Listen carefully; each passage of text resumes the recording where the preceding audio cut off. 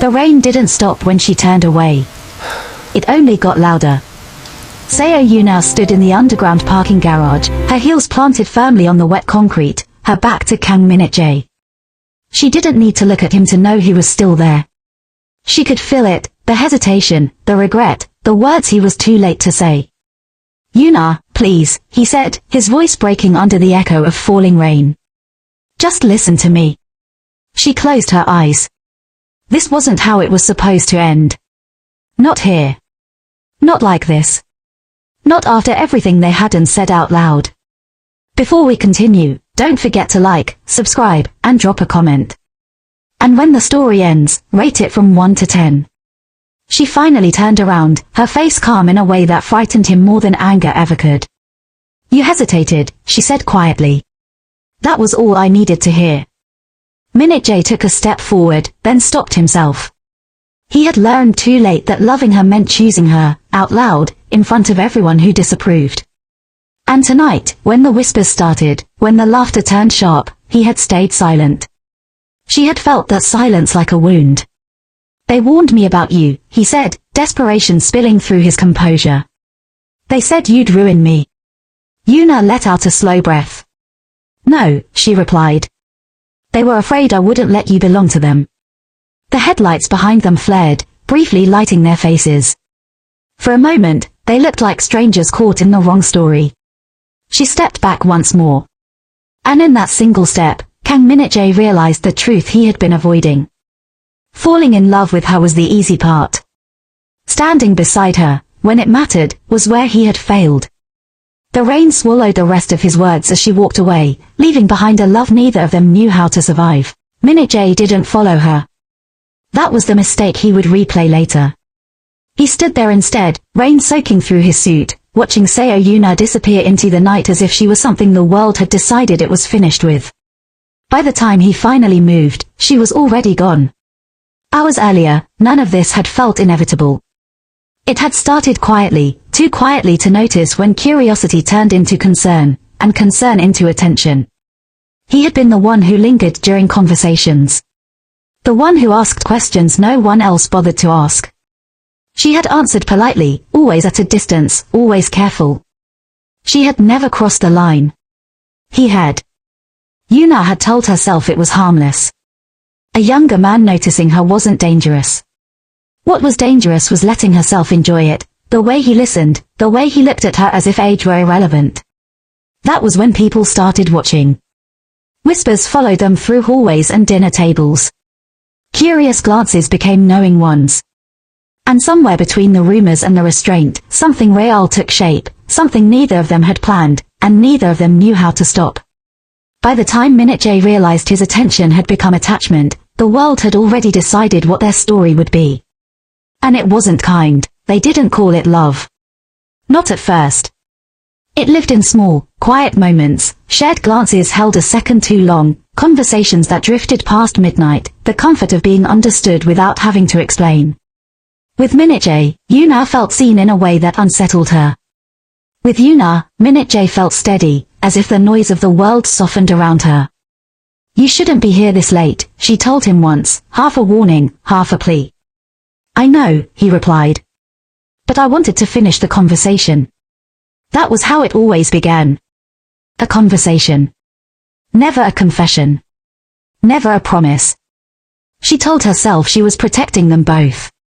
He told himself patience was enough. But connection doesn't ask permission. One evening, as they stood side by side overlooking the city lights, Min-Jae realized something he hadn't planned for. He didn't feel younger with her. He felt equal. And that frightened him more than rejection ever could. Yoon-Ah felt it too. The shift. The danger. This wasn't curiosity anymore. This wasn't admiration. This was the kind of closeness that would demand a choice. And neither of them was ready to make it. The change didn't arrive loudly. It slipped in quietly, through glances that lingered too long, conversations that stopped the moment Seo Yoon-Ah entered the room. She noticed it immediately. A woman learns, over time, to recognize when she has become a topic. "She knows better," someone murmured once, not realizing she was close enough to hear. Yoon-Ah kept walking. At 42, she had learned the discipline of composure. Her face remained calm, her steps steady, even as the weight of judgment settled around her. She didn't need to ask what they were saying. The looks said enough. Too old. Too bold. Too much. Kang Min-Jae felt it differently. For him, the whispers came as warnings, lowered voices, cautious advice disguised as concern. "They're talking about you," a colleague told him. About her. He wanted to argue. To shut it down. But every time he looked at Yoon-Ah, standing tall under the scrutiny, something held him back. She didn't flinch. She didn't explain herself. And somehow, that made the judgment sharper. At a formal dinner that evening, the tension became impossible to ignore. Eyes followed them. Conversations softened. Someone laughed awkwardly at a joke no one found funny. So, a voice finally said, smiling too politely, "You two work closely." Yoon-Ah met the question with a graceful nod. Min-Jae hesitated, just long enough. That pause landed harder than any insult. Yoon-Ah felt it. The silence. The decision not made. She smiled, excused herself, and walked away with the dignity she had spent years protecting. Behind her, Min-Jae stood frozen, realizing too late that love didn't falter in private moments. It faltered when the world was watching.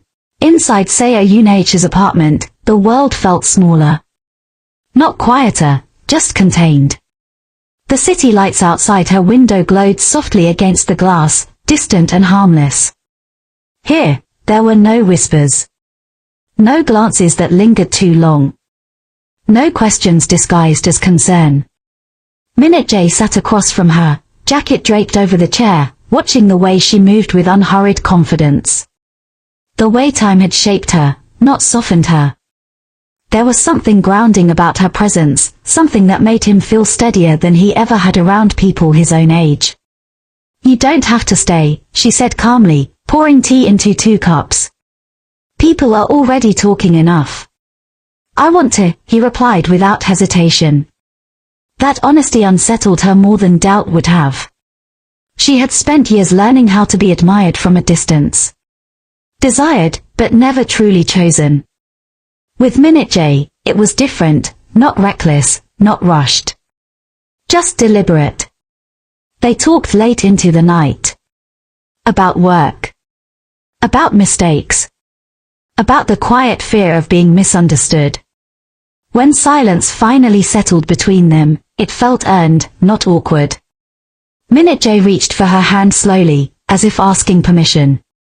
Yoon-Ah paused, just long enough to remind herself of everything this could cost her, then let him. The warmth surprised them both. In that private space, loving her felt natural. Easy. Almost safe. But somewhere beneath the calm, Yoon-Ah knew the truth she didn't voice. What felt effortless in the dark would not survive the light unchanged. And Min-Jae, watching her with a tenderness that bordered on devotion, had not yet learned how heavy that difference could become. The invitation arrived with his name alone. Min-Jae stared at it longer than he should have. A formal dinner. Industry leaders. Cameras. The kind of night that decided careers. He already knew what it meant without asking. When he told Yoon-Ah, she didn't react right away.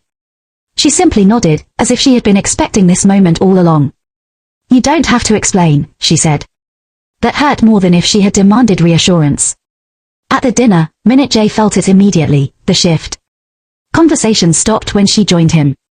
Smiles tightened. Someone asked him about his future, carefully avoiding her name. And when the question finally came, spoken lightly, almost playfully. "So, are you bringing anyone special these days?" Min-Jae hesitated. It was brief. Barely noticeable. But Yoon-Ah saw it. That pause was louder than denial. Louder than shame. Louder than the whispers curling around the table. She smiled politely, excused herself, and walked away before anyone could pretend not to understand. Min-Jae followed her outside, his heart racing. "I didn't mean." "You didn't choose," she said softly. That was the choice. She wasn't angry. She wasn't dramatic. She was disappointed. And Min-Jae realized, standing there under the cold lights, that loving her wasn't what terrified him. It was being brave enough to let the world see it. Seo Yoon-Ah packed slowly. Not because she had many things to take, but because leaving required certainty, and certainty never comes all at once. It arrives in pieces. In remembered silences. In moments replayed without mercy. Min-Jae's hesitation stayed with her more than his words ever had. She had lived long enough to know the difference between fear and unwillingness. He loved her, she believed that. But love that needed darkness to survive was still a kind of abandonment. When he came to her door that night, she didn't open it right away. "I'm trying," he said through the wood, his voice low. "You have to believe me." Yoon-Ah rested her forehead against the door. Trying, she thought, was what people did when they weren't ready to choose. "You shouldn't have to become smaller for me," she said quietly. "And I shouldn't have to wait to be defended." There was silence on the other side. That silence answered her. By morning, the apartment felt different, emptier, lighter, resolved. She left before he could stop her, carrying not anger, not bitterness, but something harder to release. Acceptance. And as she closed the door behind her, Seo Yoon-Ah understood the truth she had been avoiding. Love could be real. It could be deep. And still not be enough to stay. The world didn't end when she left. That was the cruelest part. Meetings continued. Invitations arrived. His phone still rang. On the surface, Kang Min-Jae's life remained intact. But something fundamental had slipped away, and no one around him noticed. Except him. He began to hear her everywhere, in pauses between conversations, in the quiet of his apartment, in the way no one asked how he felt. He had thought staying silent would protect him. Instead, it had hollowed him out. When he finally saw her again, it was by accident. She stood across the street, composed as ever, speaking with someone who made her smile. Not the guarded smile she wore for the world, but a real one. The kind he had once believed belonged to him alone. Min-Jae didn't approach her. For the first time, he understood restraint the way she always had, not as distance, but as respect. He had lost the right to ask for more. And as she turned and walked away, unaware of his presence, Min-Jae faced the truth he could no longer soften.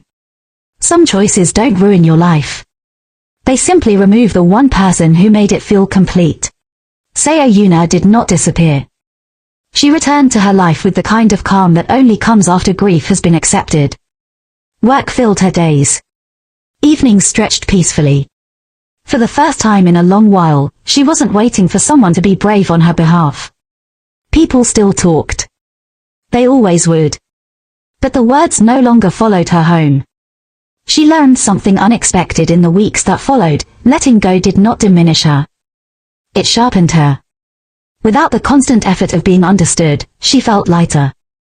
Clearer. Min-Jae, meanwhile, lived with the echo of a love he had failed to protect.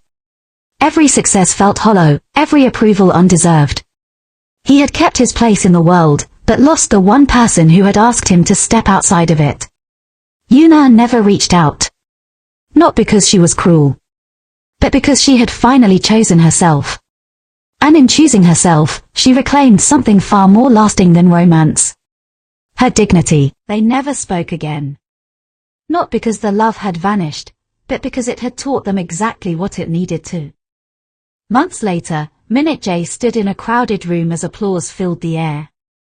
Success had finally caught up with him, just as everyone had promised it would. Yet in the noise, his thoughts drifted somewhere else, to a woman who had asked for nothing but honesty, and had walked away when it was withheld. He carried her with him in the choices he made afterward. In the moments when courage came too late, but lessons arrived on time. Seo Yoon-Ah watched the city from her balcony as evening settled in.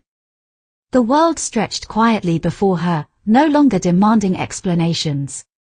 She thought of him sometimes, not with regret, but with gratitude. Some loves are not meant to last. They are meant to awaken you. And though their paths never crossed again, the love they shared remained, unchanged by time, untouched by shame, and strong enough to remind them both of who they were when they dared to feel deeply.